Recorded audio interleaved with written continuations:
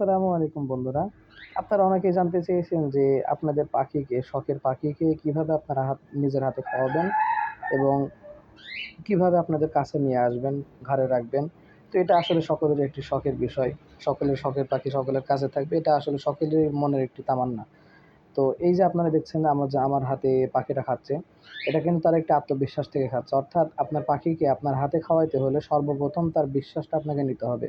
তার বিশ্বাসটা নেওয়ার জন্য আপনি কি করবেন? তাদেরকে বেশি, বেশি সময় দিতে হবে এবং আপনি সকালে খাবার না দিয়ে একদম রাত্রে খাবার সরাইয়ে সকালবেলা খাবারটা আপনি নিজের হাতে খাওয়ানোর চেষ্টা করবেন। ১ম, ২য়, ৩য় এভাবে বেশ কিছুদিন ভয় পাবে। আস্তে, আস্তে খাওয়ার জন্য ট্রাই করবে।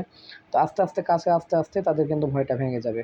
তো এই যে দেখেন সে কিন্তু আমার হাতে খাচ্ছে। অর্থাৎ তার একটা বিশ্বাস আছে, আত্মবিশ্বাস আছে আমার প্রতি যে সে আমার হাতে বসলে আমি তাকে কিছু করব না। এই আত্মবিশ্বাস নিয়ে সে কিন্তু আমার হাতে বসে খাচ্ছে।